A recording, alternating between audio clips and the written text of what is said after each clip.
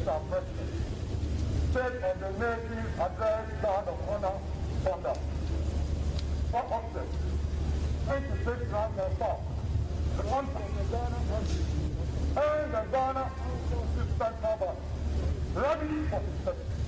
Captain Robert Mete, Odifour, what Mr. President?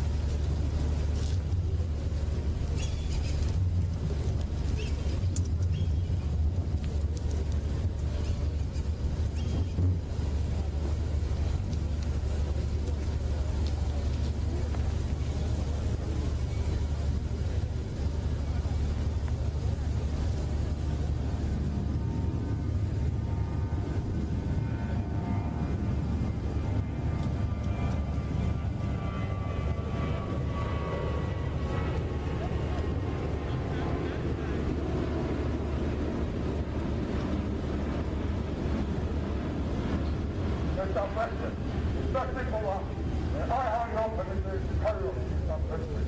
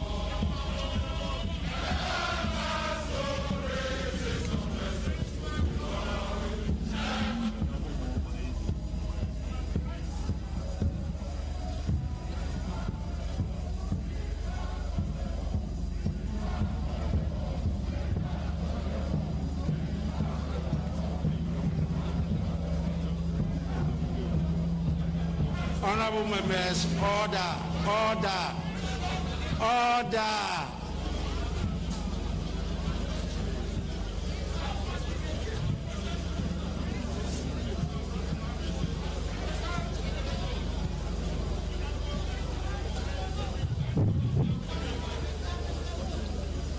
Honorable members, let us have some order in the House. The House is privileged to have the presence of His Excellency Nana Addo Dankwa Akufo-Addo, President of the Republic of Ghana, and Commander-in-Chief of the Ghana Armed Forces in the House.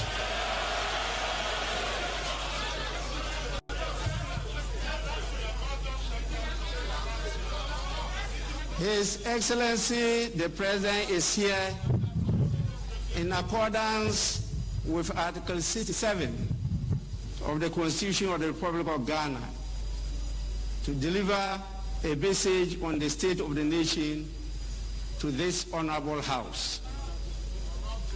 On behalf of leadership and honorable members of this august House, it is my privilege and singular honor to welcome His Excellency the President of the Republic to the House.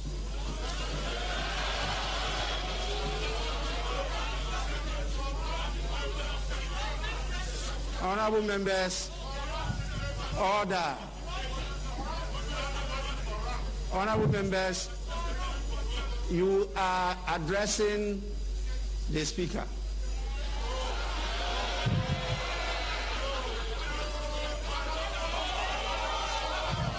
Order in the House.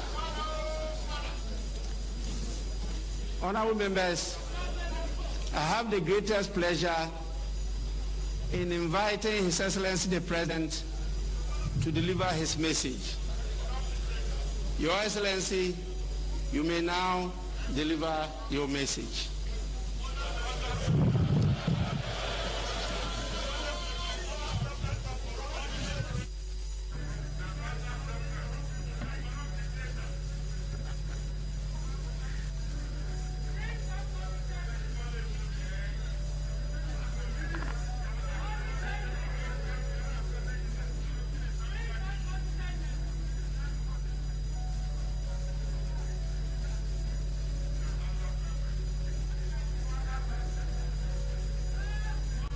Mr. Speaker,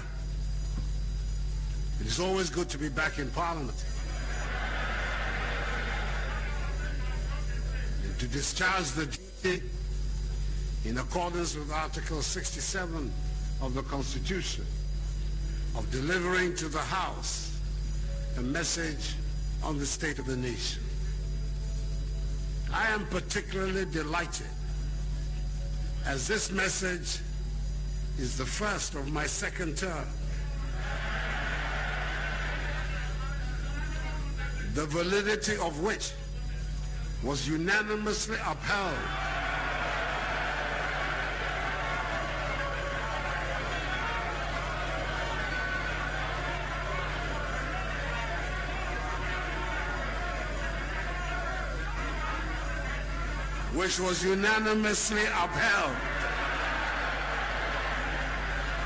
last week in a well-reasoned and excellent ruling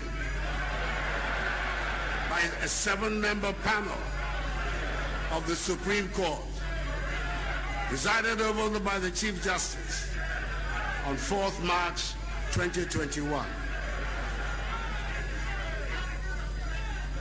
In accordance with protocol and convention, it is good to see that First Lady Rebecca Akufo-Addo, Vice President Muhammadu Bawumia, Second Lady Samira Bawumia, the spouse of Mr. Speaker, Chief Justice Enin Yabua, and Justices of the Supreme Court,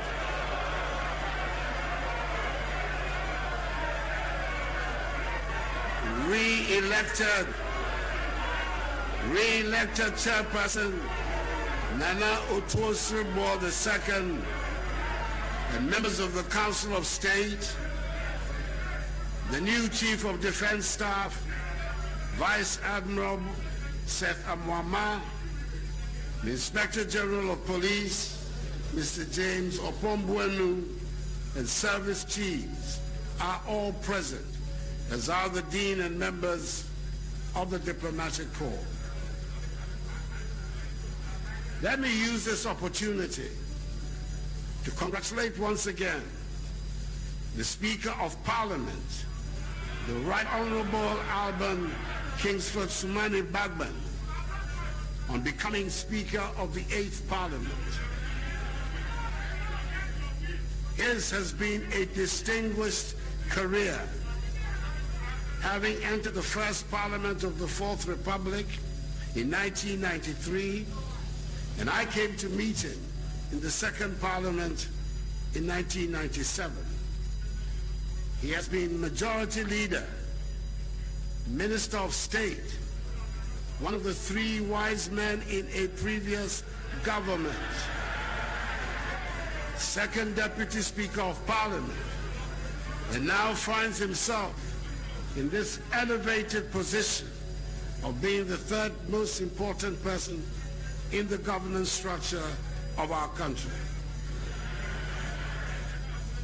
It is wholly appropriate that at such a crucial period in the history of our country, my senior in Parliament and I should work together for the well-being of the Ghanaian people. Mr. Speaker, I wish you well in the discharge of the duties of this high office. Mr. Speaker, in 2017, I was here for the first time as President of the Republic, having won the election of 2016 and having inherited a faltering economy and an expectant people. Between that time and 2010, I sought to deliver on the mandate reposed on me and my party, the New Patriotic Party, and gain once again the confidence of the Ghanaian people. It was by no means a straightforward task. We were able to deliver on most of our 2016 promises. In spite of the considerable challenges we confronted and the setbacks we encountered, we were confident our record in office would put us in good stead before the electorate and earn us a second term in office, which it did. It means that the reason for which the Ghanaian people went to the polls on 7th December, that is to seek an improvement in their living standards and the rapid transformation of the economy, must continue in earnest. It means that the clarion call of 4 more for Nana and the MPP to do more for you must be realized, and I intend to do so.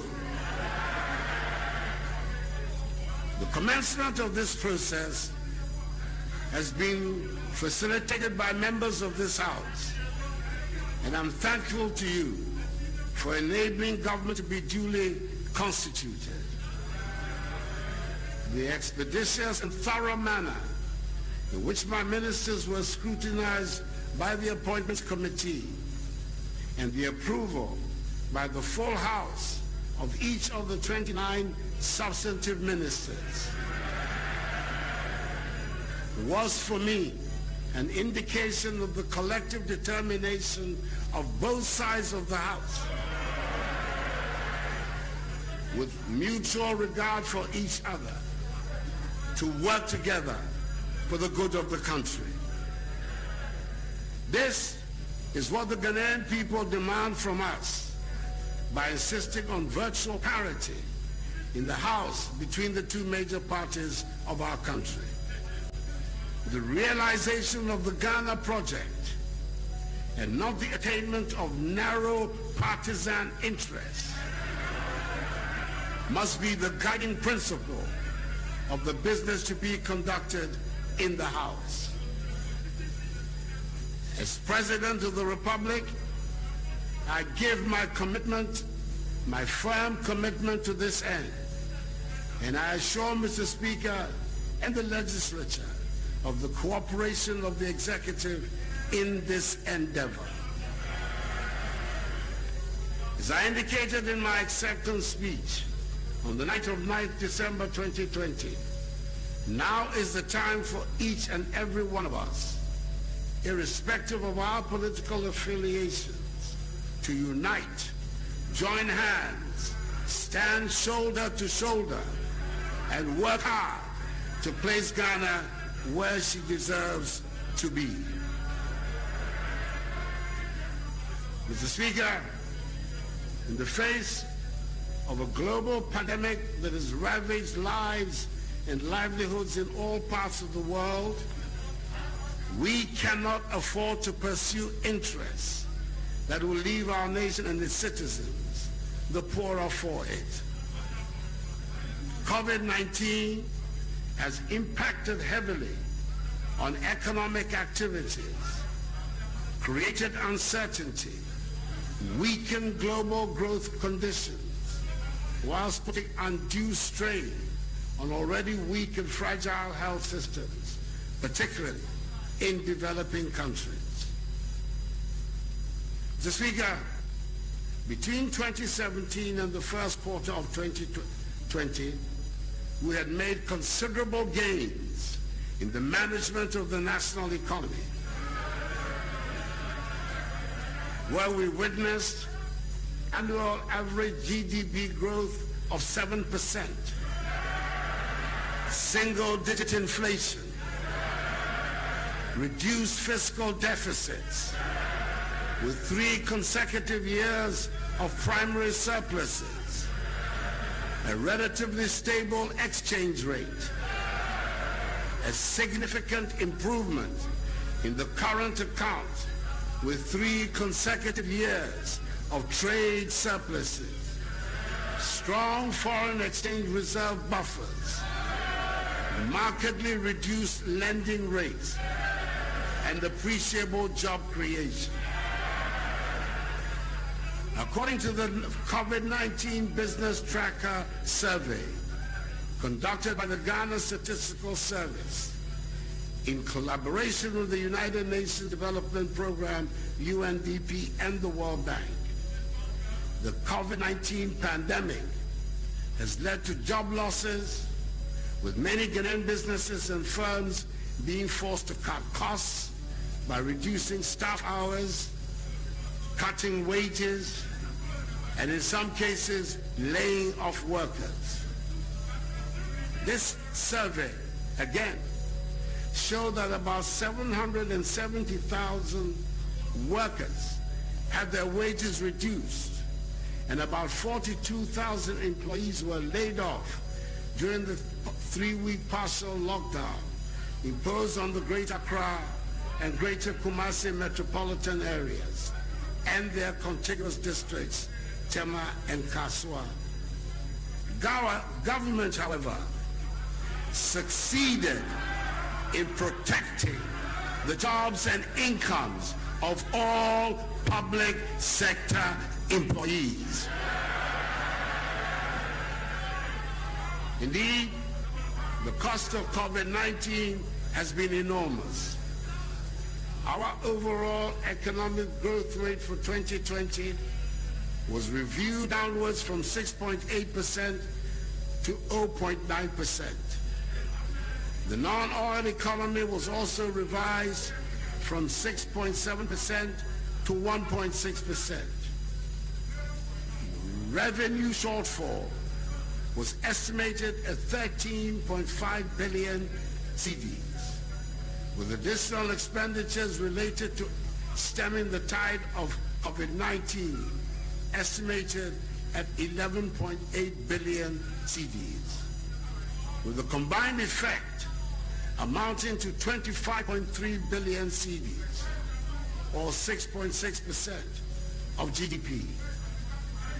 The resultant fiscal deficit for 2020 was thus revised from 4.7% of GDP to 11.4% of GDP. This was done to reflect the impact of the pandemic. The fiscal responsibility rule of keeping a deficit within the threshold of 5% of GDP and a positive primary balance for every year was suspended in 2020 to enable fiscal operations accommodate the impact of the pandemic. I indicated at the time that we know what to do to bring the economy back to life. What we do not know how to do is to bring people back to life.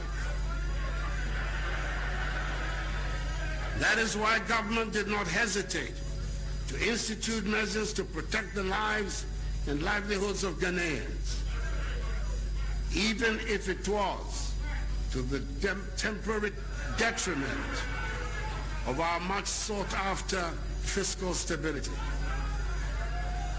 The formulation and implementation of the COVID-19 preparedness and responsible plan, tracing, testing, treatment, waiver of personal income tax, and provision of an additional 50% basic salary allowance to healthcare workers, expanding the capacities of laboratories to increase COVID-19 testing, establishment of isolation centers in all regions and districts, fumigation of markets and schools, provision of food packages and hot meals for residents in areas affected by the partial lockdown, provision of free water for all households, provision of free electricity for lifeline consumers, and a 50% discount for all other consumers, reduction in the communication service tax from 9% to 5%, the institution of a 750 million CD loan facility for micro, small, and medium enterprises through the Cap Bus initiative, and the provision of a 2 billion CD guarantee facility to support large businesses such as schools and pharmaceutical companies are amongst the several measures put in place by government to cushion Ghanaians from the impact of the pandemic. Support has also been forthcoming from the Bank of Ghana under its brilliant leadership, which has lowered the monetary policy rate by 150 basis points to 14.5%, reduced the primary reserve requirement from 10% to 8%, reduced the capital adequacy requirement from 13% to 11.5%, and reduced interest rates on the Ghana reference rate to 200 basis points. The Ghana Revenue Authority has also extended the dates for filing of taxes from 4 months to 6 months after the end of the base year, issued a waiver on VAT, National Health Insurance Levy, and Get Fund Levy on donations of equipment and goods for fighting the pandemic, waived income taxes on third-tier pension withdrawals, and permitted the deduction of contributions and donations towards COVID-19 as allowable expenses for tax purposes. Mr. Speaker, my government found the resources to cushion the impact of the pandemic because we are good managers of the economy. And we are good protectors of the public purse. Mr. Speaker, the pandemic has exposed the need to expedite the process of moving Ghana to a situation beyond aid. That is why government has developed and is currently implementing the 100 billion cedi Ghana Cares Obatampa program to transform, revitalize, and modernize our economy and return it to high and sustained growth for the next 3 years. The key projects under the CARES program include: A, supporting commercial farming and attracting educated youth into commercial farming. B, building the country's light manufacturing sector.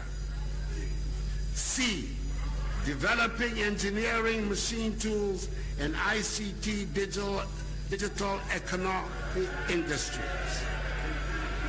D, fast-tracking digitalization.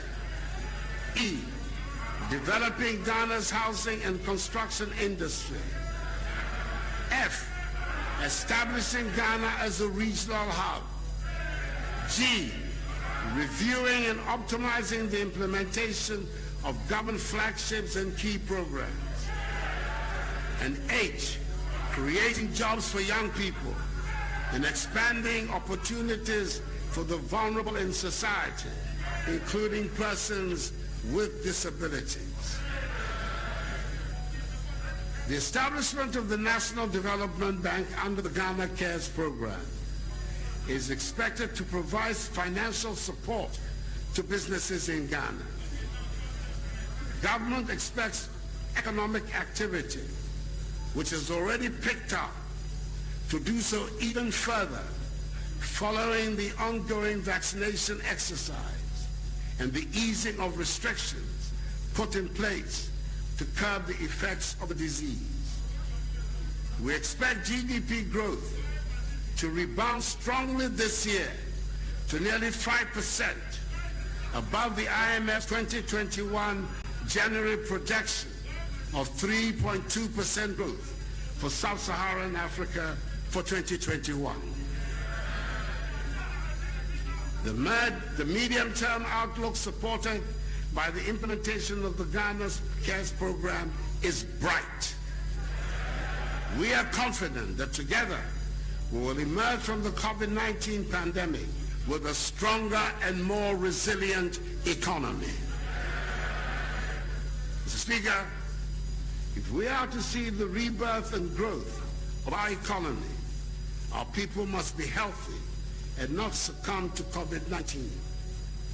On 24th February, government secured the first batch of vaccine doses from the COVAX facility. The vaccination campaign is currently ongoing, with 262,335 number of Ghanaians receiving the first dose of the vaccines as at 10:30 a.m. this morning. The target is to vaccinate 20 million Ghanaians, and government is working hard towards realizing this goal. We remain on course to taking delivery of some 17,600,000 vaccine doses by June, with more to come in the course of the year. I want to urge members of the House to lend their voices to the public education campaign currently ongoing with regards to the vaccination program. The vaccine, together with strict compliance with the safety protocols, is what will allow us to open up our country again and embark on the quest to restore normalcy to our lives and livelihoods. Government is also mindful of a problem associated with vaccinations, and that is how to dispose of used PPEs, vials, needles, and syringes that are being used in the vaccination exercise. Government is collaborating with the private sector to establish 14 medical waste treatment facilities across the country to help address once and for all the safe disposal of medical waste. The pandemic, Mr. Speaker, has emphasized the need to expand access to health care for every Ghanaian, irrespective of his or her location. And I want to thank again and again all our frontline healthcare workers for their devotion to duty and sense of patriotism. The great amount of work undertaken by government has meant that we presently have some 307 functioning and well-equipped ambulances under the One Constituency, One Ambulance initiative, supported by a state-of-the-art digitized command center to field emergency calls and to dispatch ambulances. Last year, 33 major health projects were approved for implementation at the cost of 890 million euros. Key amongst them are the Koforidua Regional Hospital, Tema General Hospital, the Nephrology and Urology Center at Kolebu, redevelopment of the Afia and Kwanta Hospital into a teaching hospital, and the construction of a new regional hospital at Agyin Asare in the Western region. As announced last year, Agenda 111, which will see to the construction of 100-bed district hospitals in 101 districts with no hospitals, 7 regional hospitals for the new regions, including one for the Western region, the construction of 2 new psychiatric hospitals for the Middle Belt and Northern Belt, respectively, and the rehabilitation of Afia, the Kwanta Hospital in the Western region is on course. Construction of some of these hospitals has commenced and will continue without interruption. Agenda 111, the largest ever investment in healthcare infrastructure in our history, is part of a massive vision for Ghana's healthcare sector, the realization of which will lead to Ghana becoming a center of medical excellence and a destination for medical tourism, and will also see us achieve the following. Each of the 16 regional hospitals will be designated as a center of excellence in the different specialties of medicine. For example, orthopedic surgery, burns, plastic and reconstructive surgery, breast care center, fertility center, neonatology and pediatric center, neurosurgery and spine center, stroke center, heart and kidney center, and mental health center, to name a few. Secondly, continuously upgrade our medical curriculum and continue to train our young doctors and healthcare professionals in a world-class fashion. 3, incentivize the private sector to increase capacity to support demand in healthcare delivery. And 4, encourage Ghanaian medical experts in the diaspora to collaborate and join hands with us to help build and contribute to the realization of this noble vision. The West African region is estimated to reach a population of 500 million by 2020, by which time this vision would have been realized. Government will continue to invest in the health sector and will continue to recruit more health professionals in addition to the 100,000 recruited in my first term for our health facilities. Electronic medical record system, e-health deployment is currently underway following its implementation in key health facilities like Kolebu, Konfuanoche, Ho, Tamale, and Cape Coast teaching hospitals, and several district hospitals in the central region. Upper East, Upper West, and Bono regional hospitals will go live on the e-health platform in 5 days.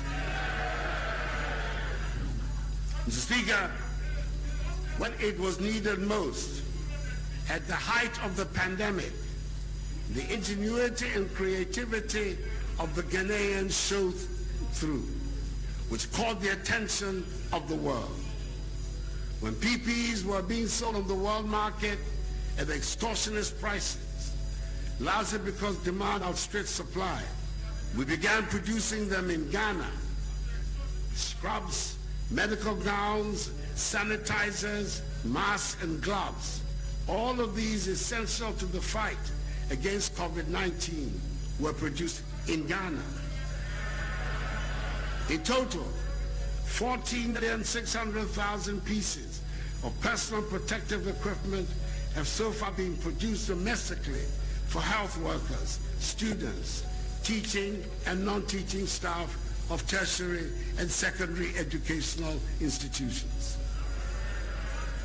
We are determined to make our own things, and the Akufo-Addo government will continue with the agenda of rapid industrialization, with the aim of transforming the structure of the Ghanaian economy from one dependent on the production and export of raw materials to a value-added industrialized economy. Under the One District, One Factory initiative, 232 projects are at various stages of implementation. These include 76 operating as 1D1F companies, whilst 112, including 5 medium-sized agro-processing factories and 63 common user facilities, are under construction. Open your eyes, you'll see them. The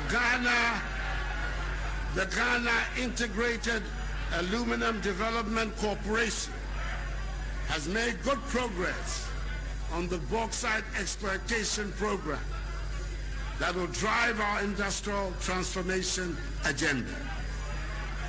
We are in the final stage of an open and transparent investor engagement process and are in negotiations to select strategic investors to partner GIADEP for the bauxite mining and alumina refinery projects. The selected partners will be announced imminently. Similarly, the Ghana Integrated Iron and Steel Development Corporation, GISDEC, has been set up and has begun its work in earnest. We have succeeded in attracting major global vehicle manufacturers under the Automotive Development Policy to set up in Ghana. So far, Volkswagen has produced 1,167 vehicles, Sinotruck 276 vehicles, and our own Kantanka has produced 400 vehicles. The Japanese conglomerate Nissan has also started the assembly of vehicles in the country.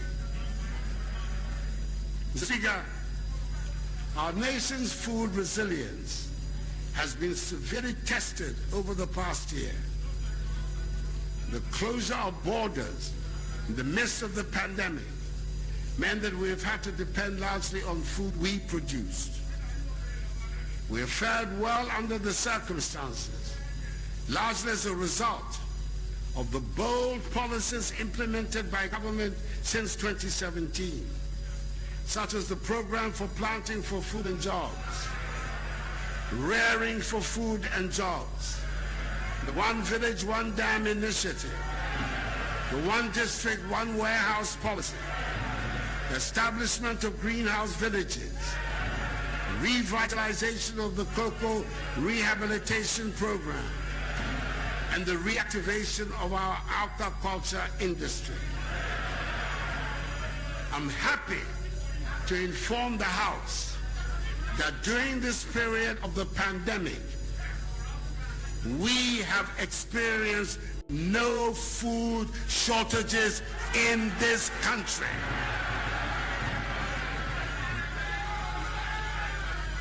There have been increases in maize and rice yields by 110% and 48% respectively. We have for the first time in a long while become a net exporter of food, as opposed to the days of importation of tomatoes and plantain. Indeed, in 2019, we exported some 140,000 metric tons to our neighbors. We are determined to take full advantage of the African Continental Free Trade Area to produce more in Ghana, to sell more to Africa and beyond as we move Ghana beyond aid. The agreement for strategic partnership between Ghana and Cote d'Ivoire has bound our two countries in even closer intimacy, especially in the cocoa sector. We have succeeded in aligning the cocoa production and marketing policies of the two countries and ensured that we do not continue to be victims or pawns of a global cocoa industry that is dependent on the toil and effort of our farmers. A new trading mechanism has been implemented and has ensured that a new cost item of 400 United States dollars per ton for every cocoa sold by the two nations, effective from the 2021 season, is paid to our farmers. Through the establishment of the Tree Crops Development Authority, the government is determined to end the over-reliance on cocoa and develop other cash crops such as cashew, cotton, mango, oil palm, rubber, and shea. The government remains committed to the completion of the many harbors and landing sites, which are different stages of completion in Senya Breku, Disco, Elmina, Moray, Winneba, Gumwafete, Tessie, Keta, Mumford, and Jamestown. Mr. Speaker, I am passionate about the education of every child in Ghana, because education opens doors.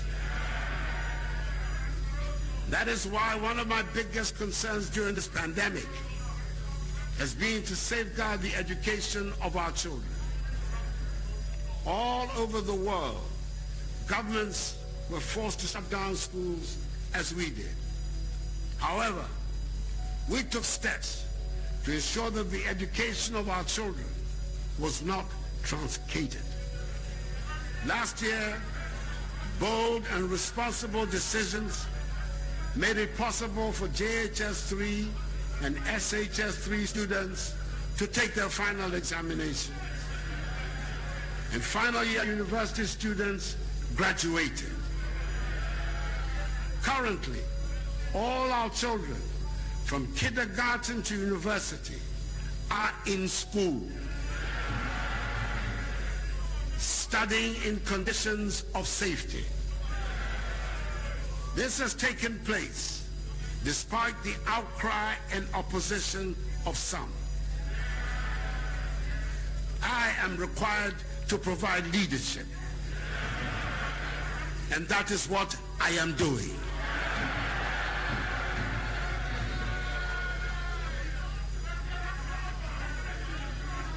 Government, through the Ministries of Education and Health, is doing all it can to ensure that the future of our children is not jeopardized by the pandemic.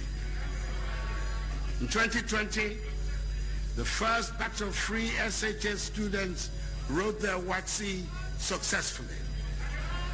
Results of the 2020 WATC indicates that more than 50% of candidates who sat the examination obtained A1 to C6 in all core subjects.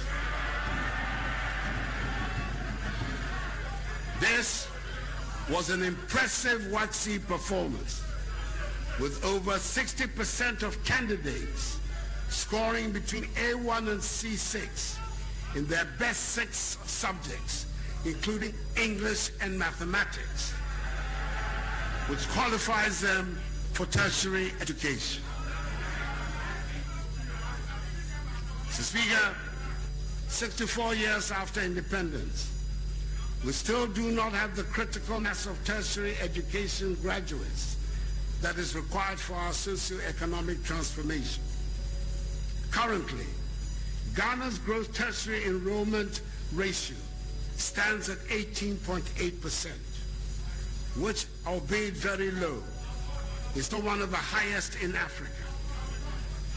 We must therefore introduce measures to increase consciously the proportion of our population with relevant tertiary education to accelerate the transformation of our country.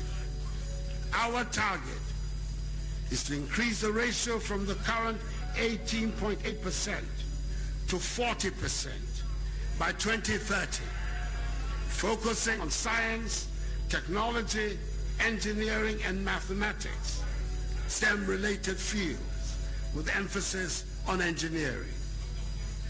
This will be achieved by significantly increasing enrollment in existing public and private universities and through the establishment of an open university.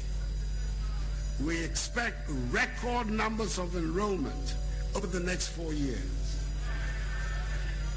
Accordingly, we will fulfill our campaign manifesto promise by removing the guarantor requirement that makes it difficult for most students to apply for loans through the Student Loans Trust Fund program. As part of our commitment to the advancement of STEM, government will continue with the development of 20 STEM centers at 8 model sites, senior high schools across the country. These institutions will be fitted with state-of-the-art equipment and laboratories, which will facilitate teaching and learning in all areas, including artificial intelligence and robotics. Mr. Speaker, I want to thank this august House for passing the Education Regulatory Bodies Act 2020, Act 1023. The passage of this act has established the Commission for Technical Vocational Education and Training, CTVET, and the TVET service. All these will help to streamline delivery of TVET and avoid overlaps and duplication. We're also building 32 TVET institutions across the country to augment existing infrastructure for effective TVET delivery. In line with our commitment to address the issue of youth in unemployment through TVET, government will commence the implementation of the Ghana Jobs and Skills Project this year. The project seeks to expedite the development of competency-based training curricula on the National TVET Qualification Framework for 100 trades, professions from Level 1 National Proficiency to Level 5 Higher National Diplomacy, as well as training some 25,000 beneficiaries and provide entrepreneurial support to about 50,000 individuals. It will also seek to implement the Ghana Labor Market Information System, an upgrade of district public employment centers and services. A key objective of our effort to improve quality education and ensure that our students become globally competitive is to maintain the integrity of our examinations and assessment. In connection with this, government, working through WAEC, will introduce new measures to curb examination leakages and malpractices. I acknowledge that the teacher is at the center of every reform in the field of education. Prioritizing the welfare of teachers remains a key objective of government. After the restoration of teacher training allowances, government is now paying professional allowances to both teaching and non-teaching staff.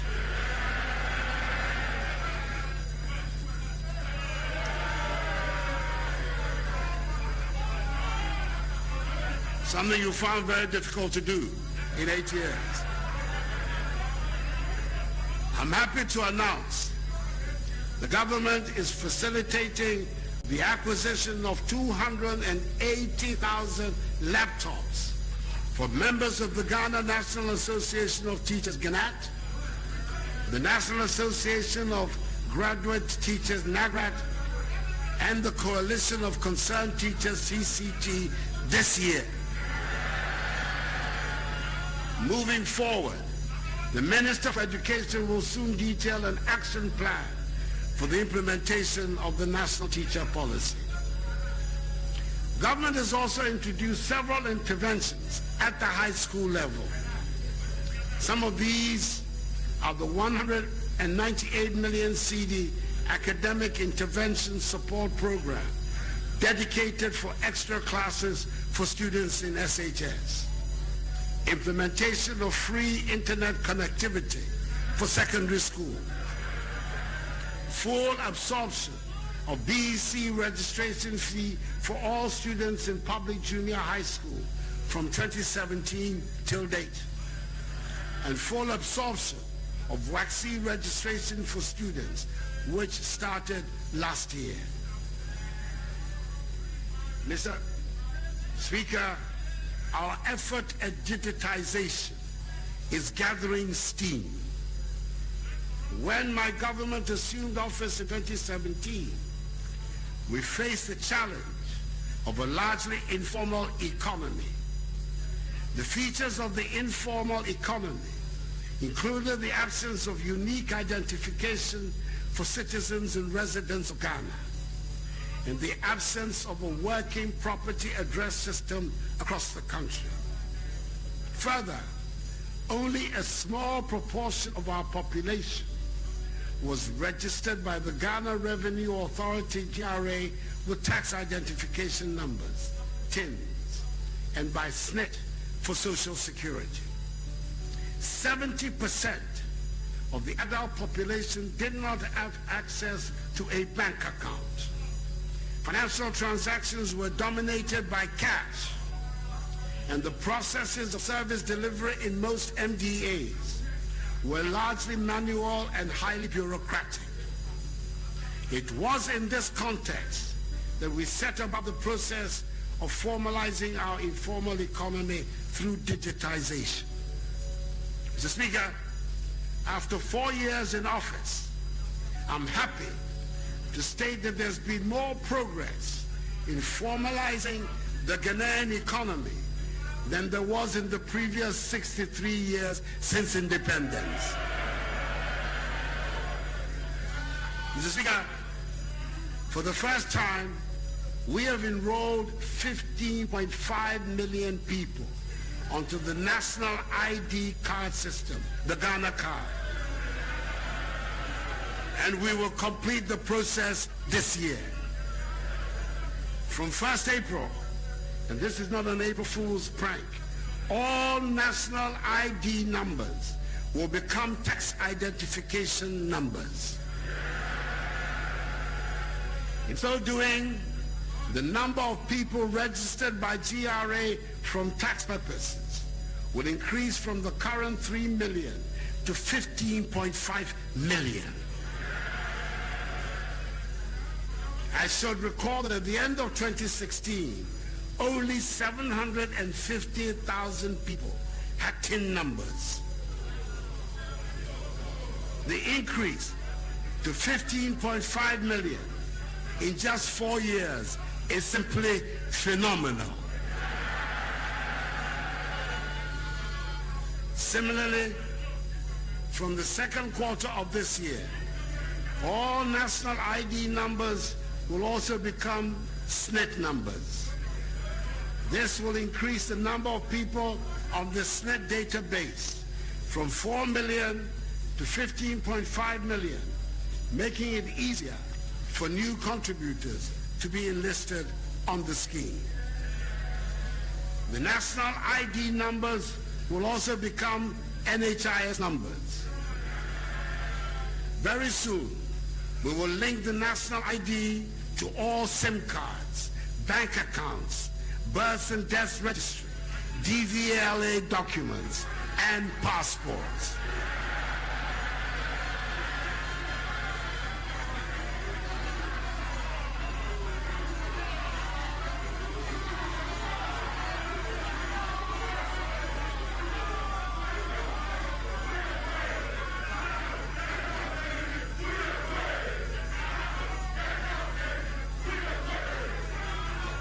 Speaker, for the first time, through the implementation of the digital property addressing system, every location in Ghana has a digital address. The process of affixing unique property address plates for some 7.5 million properties in all 16 regions has also started. Mr. Speaker, for the first time in Ghana, more than 70% of the population has access to financial services, either through a bank account or a mobile money account. We've been able to do so through the implementation of mobile money interoperability between bank accounts and mobile wallets, with Ghana as the first and only country in Africa to have done so. It is therefore not surprising that Ghana is the fastest growing mobile money market in Africa. Furthermore, our successful introduction of the Universal Quick Response Code for payments across banks, telcos, fintechs, and merchants will propel Ghana to be amongst the first countries in Africa, if not the first, to move towards a largely cashless economy when fully rolled out across the country with the support of the Bank of Ghana.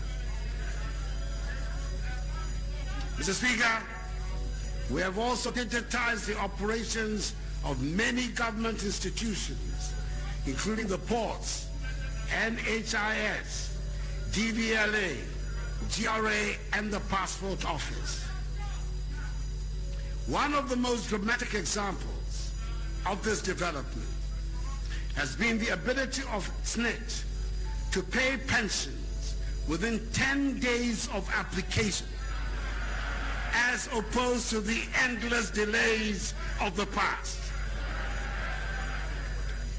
To make it easy to obtain government services, a portal, Ghana.gov, has been established where all MMDAs are being onboarded. It is a one-stop shop where anyone can apply for and pay for a government service. We expect to complete the onboarding of all MMDAs this year, and in so doing, significantly enhance the efficiency and reduce the cost of delivery of government services to our people. Mr. Speaker, the Integrated Customs Management Systems, ICOMS, which is an end-to-end customs management system at the ports to enhance management collection of custom duties, has, despite initial resistance and controversy, succeeded in eliminating the multiple routes prior to payment of duties, ensuring seamless processes, increasing revenues, and speedy processing of manifest declaration and valuation on the same system. We've also integrated the Ghana.gov platform and the integrated tax application preparation systems, which allow taxpayers to make payments at their convenience online and through taxpayers' banks in the use of mobile money, credit cards, and debit cards. Mr. Speaker, it is clear that we have made significant strides in formalizing the economy, and we will do even more going forward. Mr. Speaker, our judicial system has not been left out of the digitization program.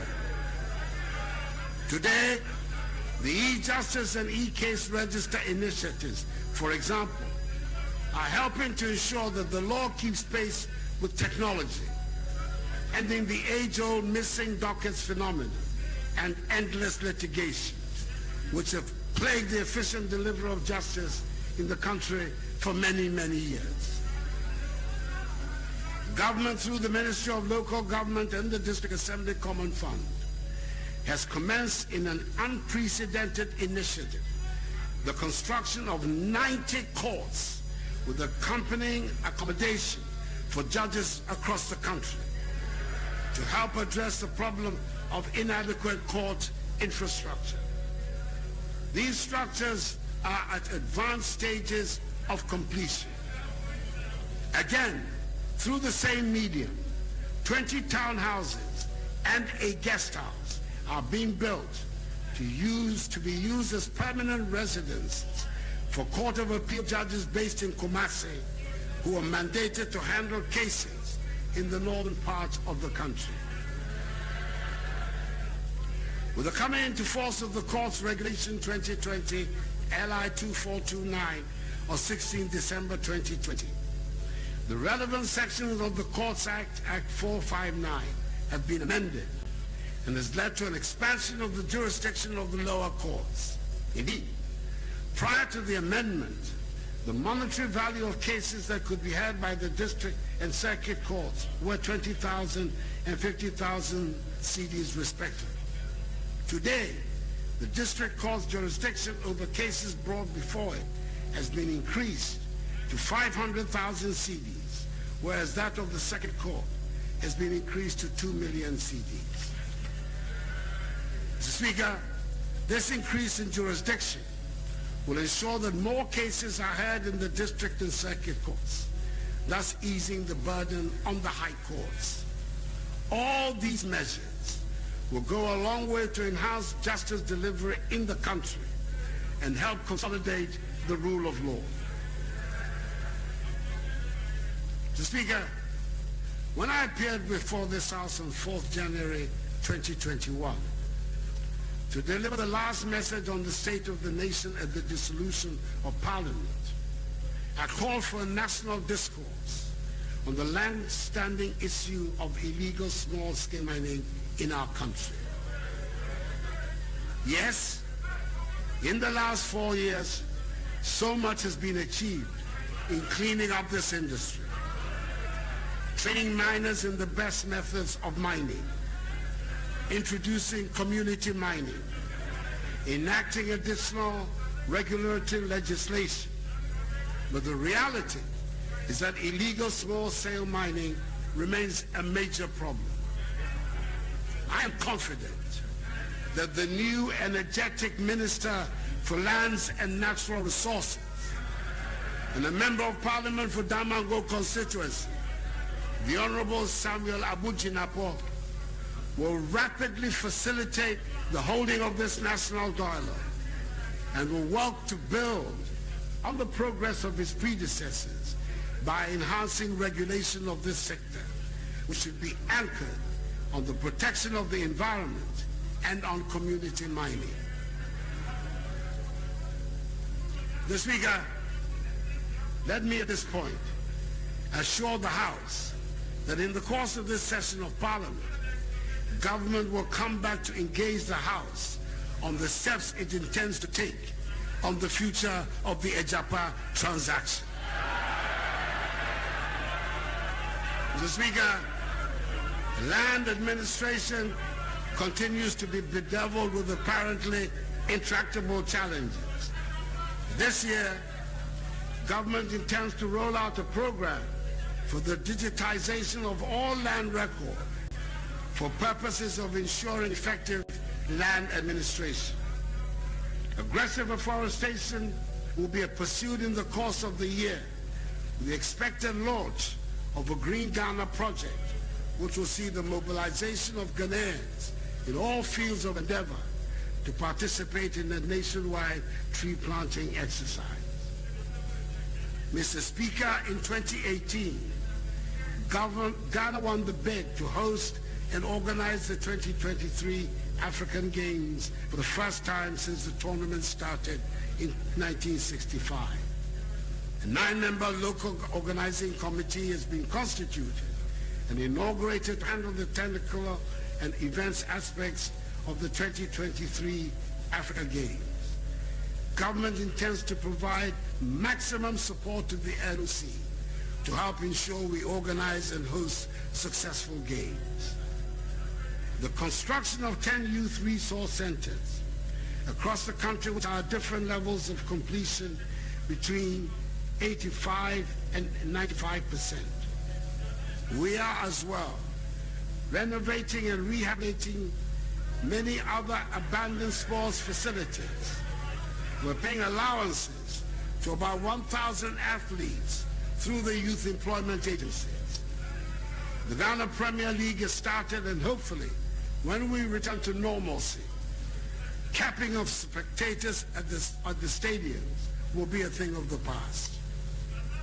This is a proper occasion for me once again, on behalf of all Ghanaians, to congratulate the Black Satellites on their splendid victory in winning the nation's 4th Under-20 African Nations Trophy when they defeated Uganda by 2-0 on Sunday in Nouakchott, capital of the Republic of Mauritania. I call to the Black Satellites and to the technical and management team for their Independence Day gift. I look forward to receiving them at Jubilee House later this afternoon after I am done with you. To receive them this afternoon. Hopefully, this should be the beginning of a new era of success for Ghanaian football. Mr. Speaker, the creation of the 6 new regions led to the establishment of 6 new regional houses of chiefs.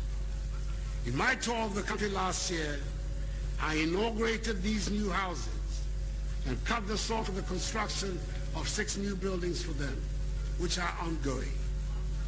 Government, through the Ministry of Chieftaincy and Religious Affairs, will continue to engage our traditional and religious rulers in matters of our common interest, such as the protection and preservation of the environment.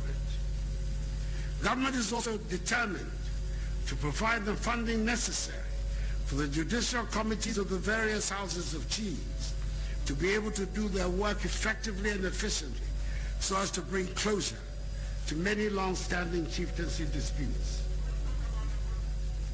Mr. Speaker, our nation continues to benefit from the year of return.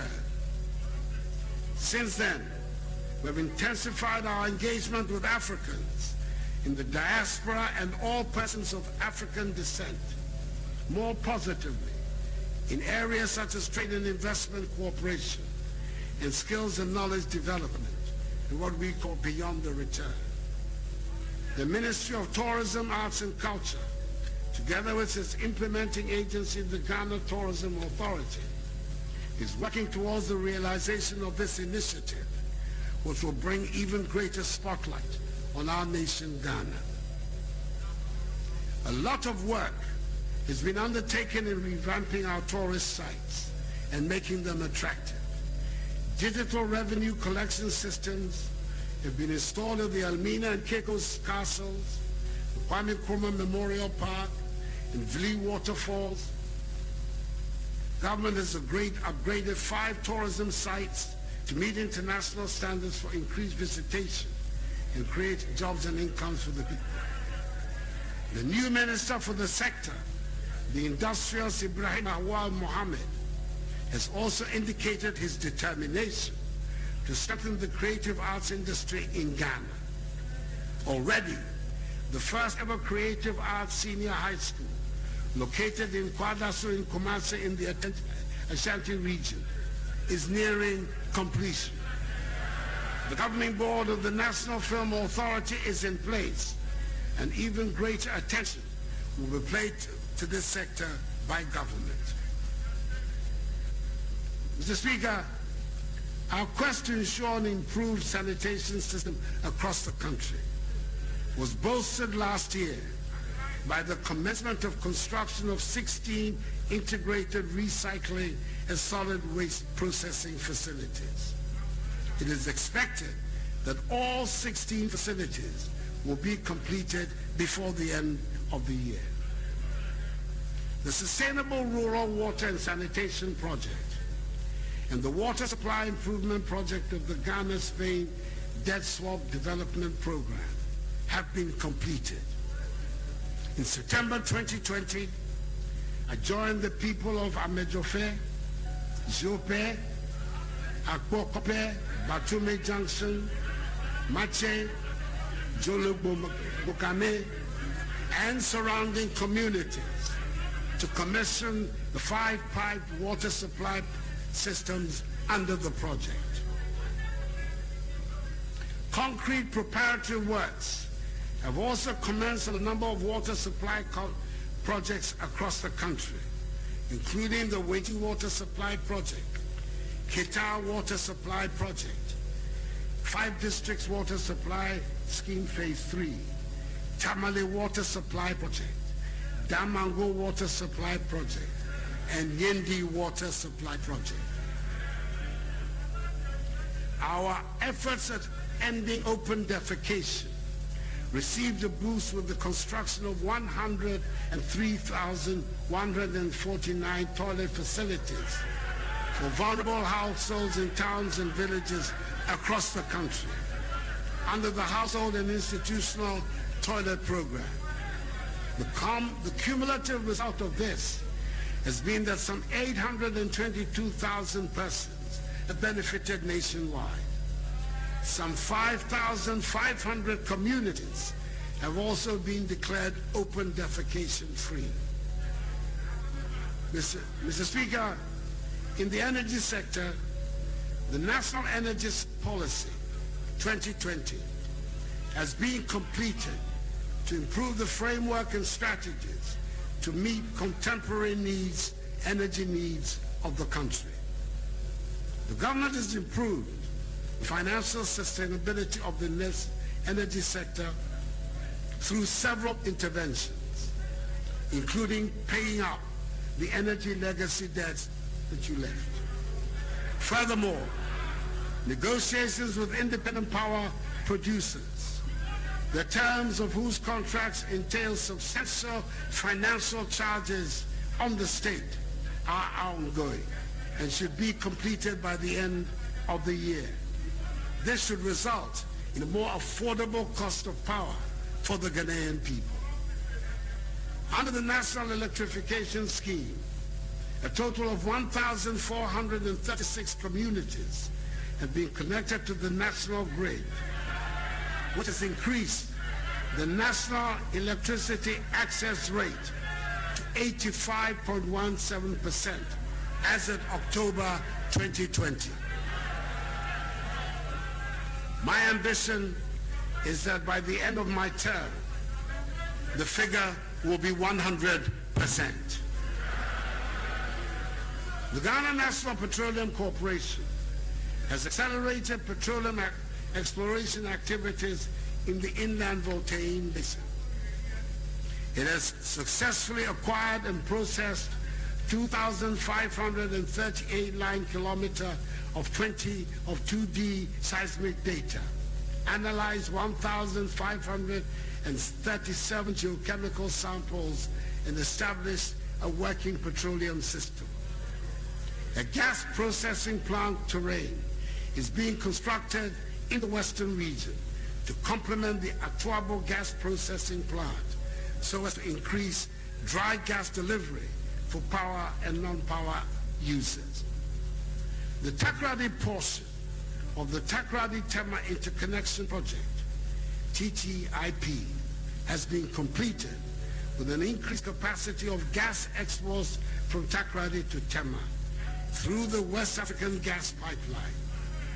GNPC and its private sector partners have advanced the work on the Tema LNG project, Sub-Saharan Africa's first LNG regasification terminal, which is expected to come on stream in the course of the year to improve gas supply reliability for power and non-power industrial applications. The facility will also become a hub of regional energy security, ensuring low-cost fuel for both Ghana and her partners in the ECOWAS community. Mr. Speaker, at the beginning of my first term of office in 2017, government outlined its social development goals to include the promotion of gender equity and equality, survival and development of children, as well as the harmonization of social protection interventions and programs to contribute to the development of our nation. I'm pleased to inform the House that in the course of this session of Parliament, the new Minister for Gender, Children and Social Protection, the Honorable Sarah Adwoa Safo, MP, Member of Parliament for Domi-Kwabenya, will resubmit to the House the Affirmative Action Bill.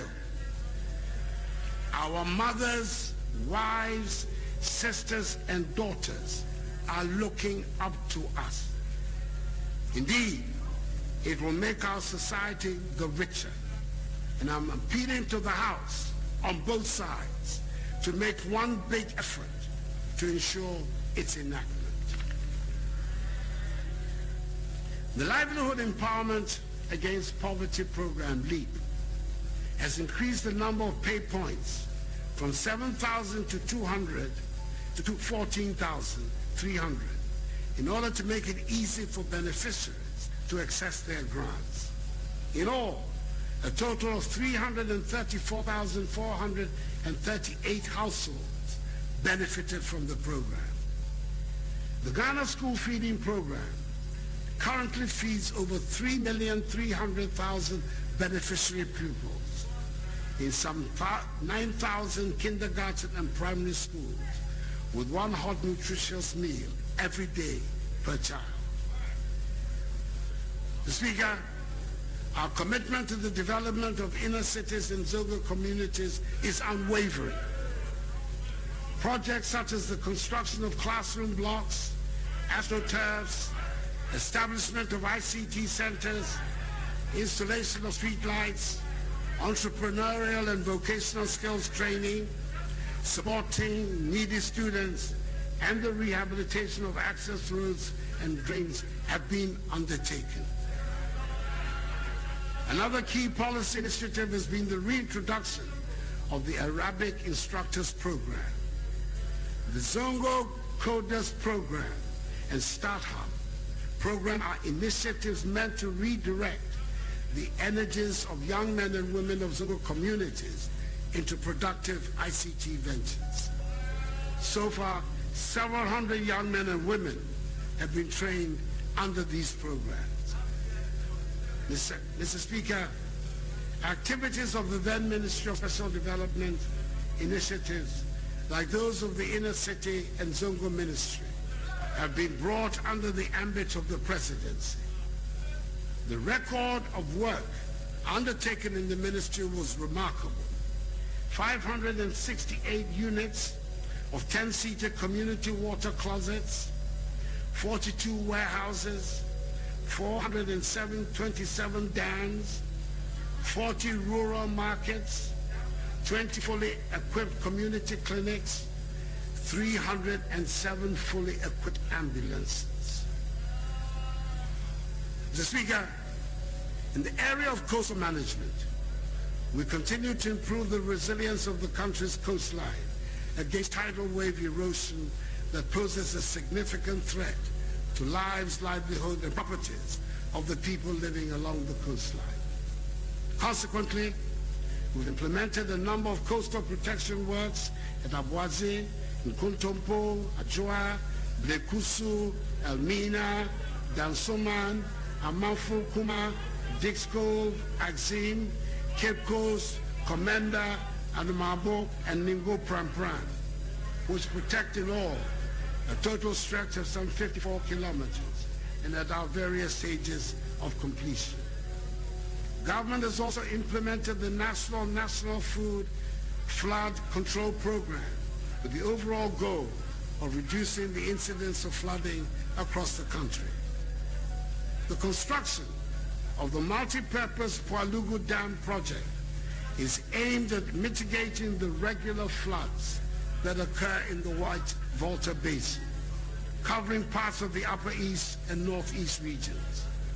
Preparatory activities started in 2020 and will be completed by the first half of this year, with actual construction commencing in the second half of this year. Commissioning is expected in 2025. It is the single largest investment in the northern part of Ghana made by any government. Once completed, it will add 60 megawatts of hydropower and 50 megawatts of solar power to the national grid, thereby improving the quality of power supply in the northern part of Ghana. The 25,000 hectare irrigation scheme will be bigger than the total size of all irrigated projects implemented in the country since independence, and will boost food production in the northern part of Ghana, thereby boosting economic development in northern Ghana and creating jobs for the youth. Mr. Speaker, another important infrastructure development is the construction of the Buankra Inland Port, which will transform totally inland trade and ease the movement of goods and services, especially for traders as well as for persons in our landlocked neighbors. The Korean contractors are due to start work any moment from now. Under housing, Mr. Speaker, the Government of Ghana Affordable Housing Program, which seeks to increase access to safe, secure, adequate, and affordable housing units across the country, is also continuing in earnest. Thus far, 1,464 units in Boteman, 1,027 in Asokore-Mampo, and 312 housing projects have been completed in Kong. The Kuforidua, Tamale, and Wa housing projects have been handed over to the State Housing Company Limited for completion. Speaker, it is my intention to place special emphasis on resolving the problems of the housing sector in the country, because tackling the housing deficit is long overdue. Mr. Speaker, one of the ministries created in my first term as president was the Ministry of Railways Development, and the benefits of its creation are as showing. Government is mobilizing some $2 billion towards the development of railway infrastructure and services. To this end, government has rehabilitated a section of the narrow gauge Western Line from Kujokrom to Acquah through Nsota to facilitate the haulage of manganese from Nsota to the Takoradi port, and also to provide a passenger railway service along the corridor. Construction of a new standard gauge line from Kojokrom through Asiem to Manso is also ongoing. A 500 million euro contract has been signed for the construction of a standard gauge railway line from Manso to Huni Valley, a contract which includes the conversion of the narrow gauge tracks between Takoradi and Sekondi to standard gauge, and the development of standard gauge tracks from the Takoradi station to the Takoradi port for efficient and effective access for cargo handling. The development of the project will result in the construction of 102 kilometers of rail tracks between the port of Takoradi and Humni Valley. Contracts for standard gauge railway lines from Kumasi to Kasi, Kasi to Adriadin, Adriadin to Obuasi, Adriadin to Ajiso, with linkage to the Buankra Inland Port, Manso to Dunkwa, have all been signed. The Tema to Mpakadan Railway project is currently about 80% complete, with the rehabilitation of the railway training school and 2 location workshops being completed. The Ghana School of Railways and Infrastructure Development, a school under the George Grant University of Mines and Technology, has matriculated its first batch of students and will begin awarding certificates and diplomas in engineering and other related courses. Mr. Speaker, in my inaugural address, I declared 2021 as the second year of roads. This declaration is intended to continue to prioritize road construction so that road projects that started under the Sino Hydro facility will be completed, as well as interchanges that are at various stages of completion. Specific details of the road projects are going to be outlined in the budget that will be read on Friday. Mr. Speaker, government has granted policy approval for the establishment of a national flag carrier, a home-based airline with strategic partner participation. The House will be duly informed on developments in this area. Construction of the second and third phases of the Kumasi Airport, the second phase of Tamale Airport, and the rehabilitation of the Sunyani Airport are all proceeding satisfactorily. A decision on the siting of the proposed airport and the central and western regions is imminent. Mr. Speaker, in order to revive the fortunes of the Metro Mass public transport system, government has provided a total of 100 new intercity buses for Metro Mass Transit Limited, and additional 100 buses for the Intercity STC Coaches Limited. The construction of a new dedicated container terminal at the Tema Port is ongoing, and 3 out of the 4 berths have been completed to facilitate maritime and inland waterways transportation. The development of a multi-purpose container terminal at the Takoradi Port is progressing. Removal of tree stumps along the navigable pathway at the Dambai to Dambai Overbank, Yeji Mankango and Yeji Awojepo has been completed to improve the safety of navigation and reduce significantly accidents on the Volta Lake.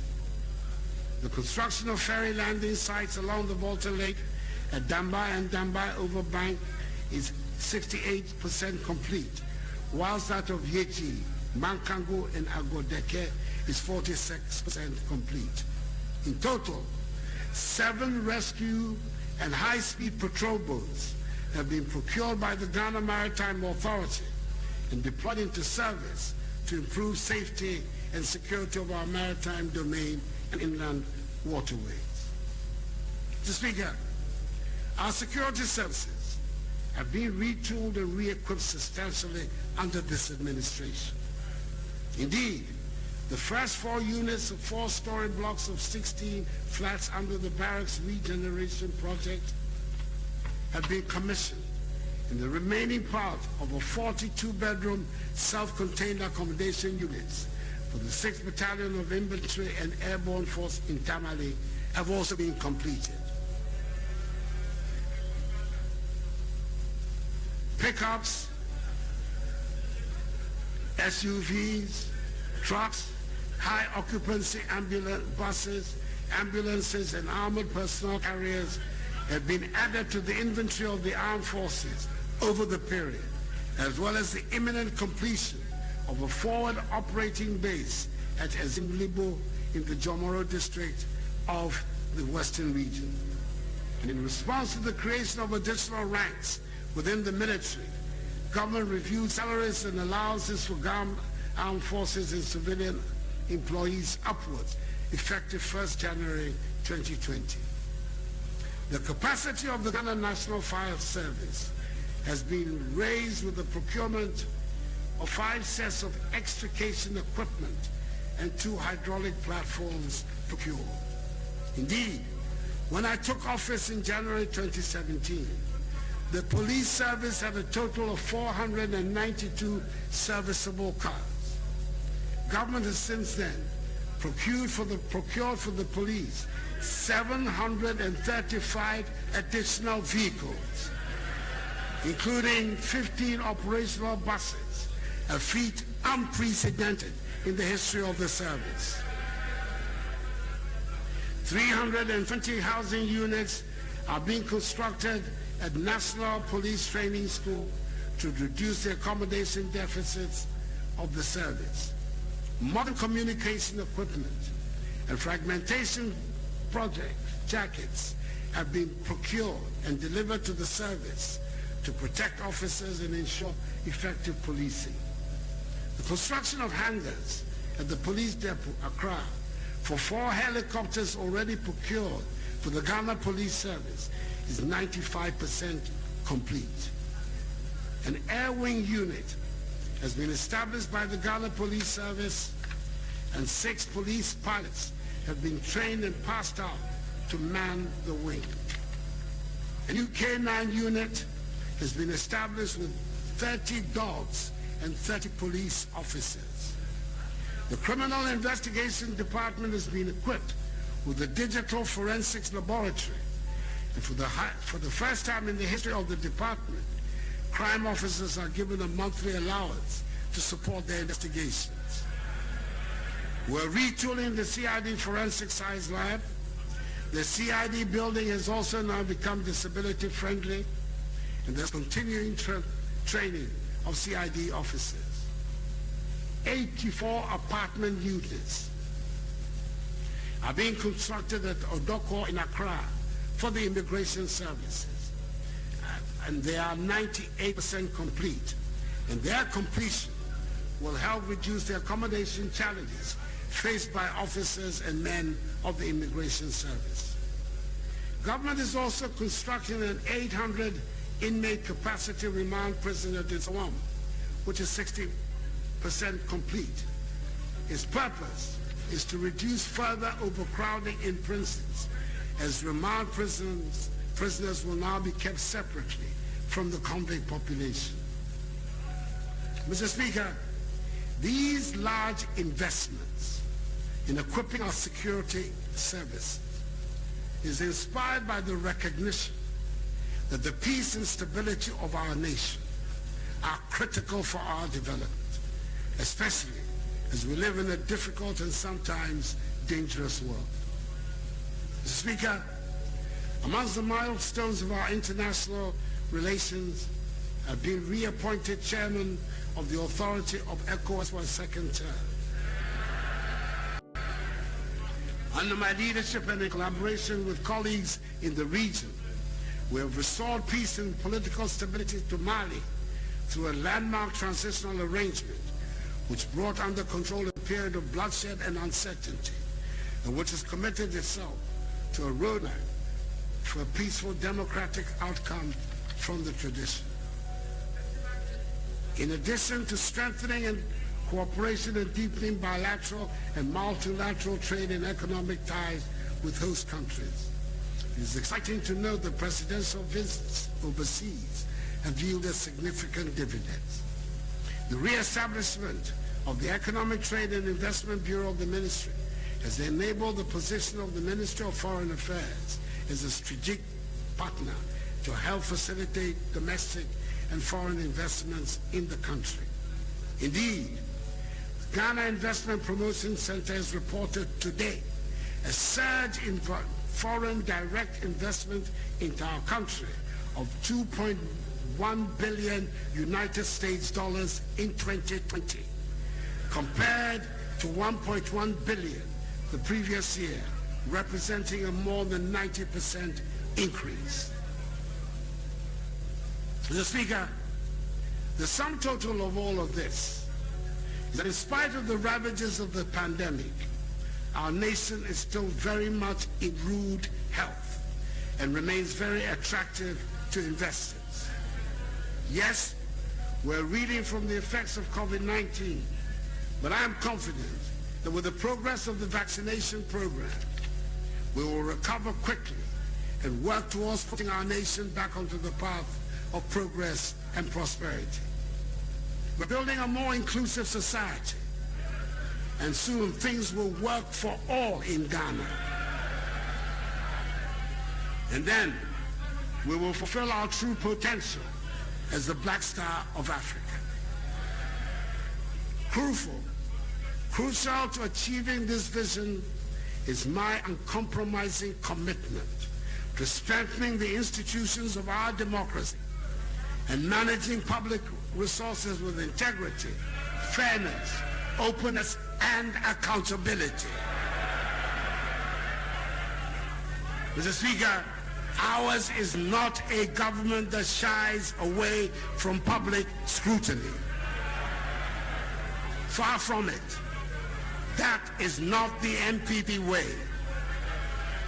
That is why in 2001, under the outstanding leadership of the second president of the Fourth Republic, His Excellency John Akufo-Addo, and with me as his Attorney General, the criminal libel law was repealed to protect and expand media freedoms in the country. And in 2003, the Public Procurement Act was introduced to protect the public purse. That is why it was my government that took the bold steps in 2008 to bring about the establishment of an independent prosecutor with the setting up of the Office of Special Prosecutor. That is why it was my government that in 2019 enacted the Right to Information Act, which had been shared by previous administrations despite decades of agitations and civil society groups and journalists. That is why within 2 years of being in office, we more than doubled funding for accountability institutions of state like SHRAG, EEii, the judiciary, and the Auditor General. The government and the people expect those in charge of our government institutions to do their work with professionalism and good faith. Indeed, the institutions of our nation, whether the executive, legislature, or judiciary, are working. The Supreme Court, Mr. Speaker, for example, last week determined the challenge to the validity of the 2020 presidential election and affirmed its validity in a unanimous decision.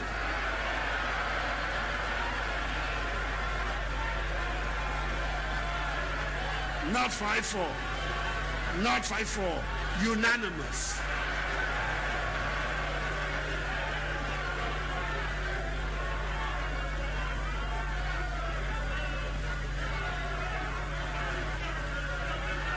Mr. Speaker, the court has spoken. It is time for all of us to move on and in a united manner confront the problems of post-COVID-19 Ghana.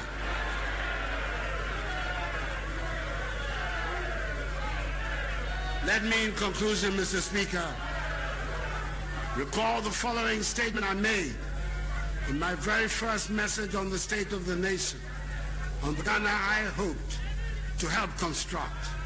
A statement which is at the heart of everything government has sought to do since I took office in 2017. This government will be defined by integrity, sovereignty, a common ethos, discipline, and shared values. It is one where we aim to be masters of our own destiny, where we mobilize our own resources for the future, breaking the shackles of the government's colonial economy and a mindset of dependency, bailouts, and extraction. It is an economy where we look past commodities to position ourselves in the global marketplace. It is a country where we focus on trade, not aid, a hand up, not a handout. It is a country with a strong private sector. It is a country that recognizes the connectedness of its people and the economy to those of its neighbors. This requires a forward-looking vision for our country, enabling us to confront our challenges and embrace our opportunities, not one fastened in the rear view mirror. It is a Ghana beyond aid. Mr. Speaker, I remain wholly committed to the fulfillment of this vision. May God bless us all and our homeland Ghana and make her great and strong. Thank you.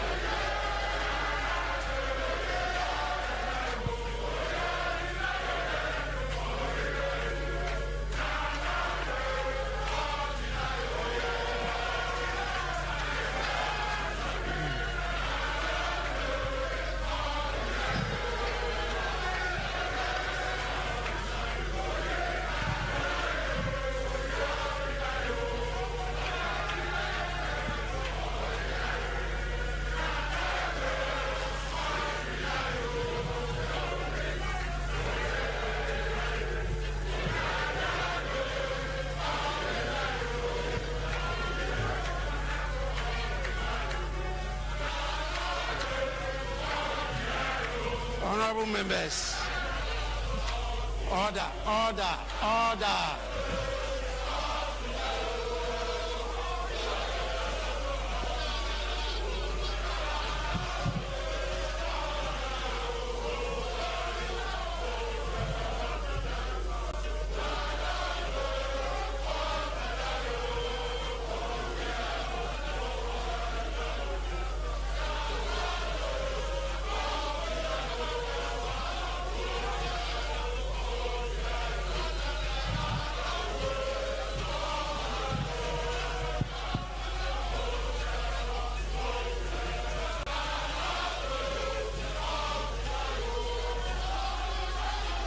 Honorable members, order,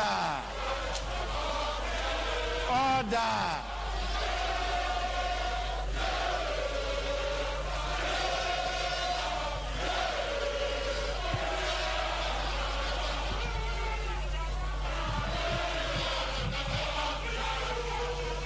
Honorable members, be seated.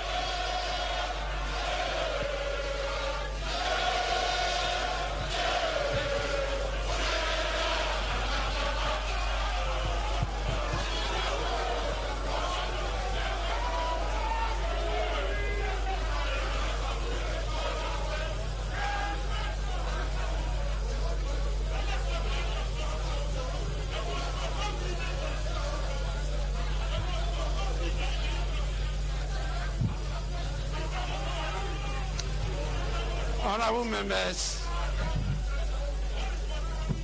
in accordance with Standing Order 58,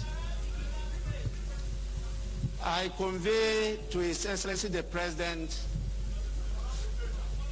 the gratitude of the House. Honorable members, again, in accordance with the practice of this House, A formal communication will be forwarded to His Excellency the President after the House has thoroughly debated this address.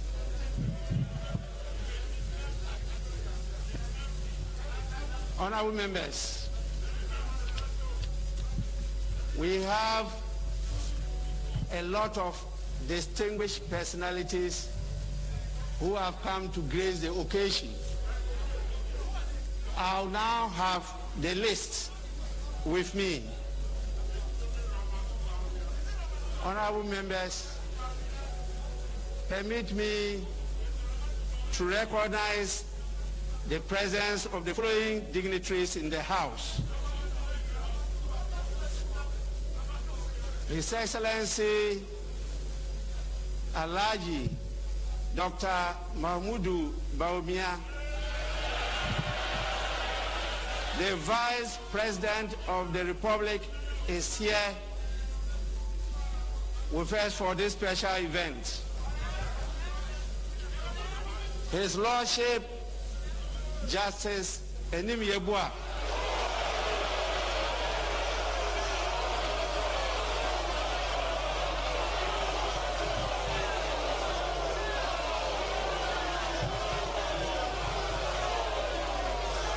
honorable members,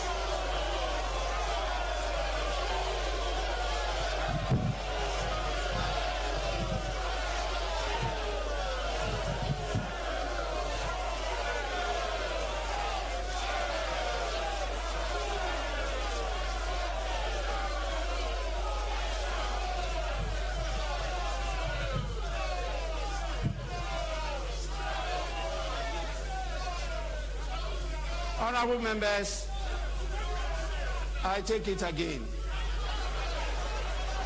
His Lordship Justice Enim Yebua, the Chief Justice of the Republic, is also here with us.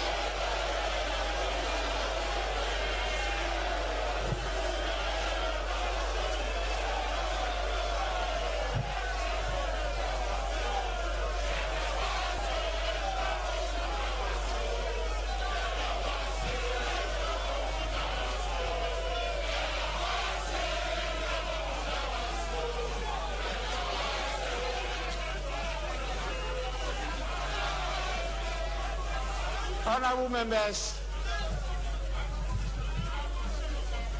I also will want to welcome and appreciate the presence of Her Excellency Mrs. Rebecca Na Okoakwo Akufo-Addo, the First Lady of the Republic of Ghana.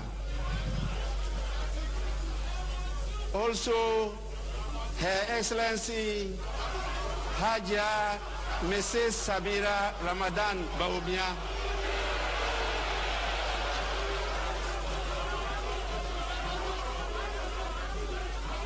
the spouse of the Vice President.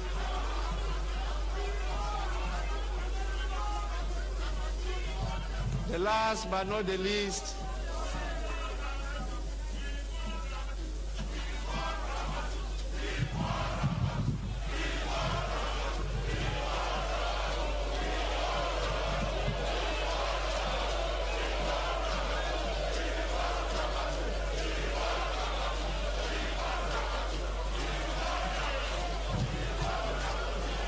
honorable members, I don't know which of you has a girlfriend called Ramatu, but we don't have any dignitary here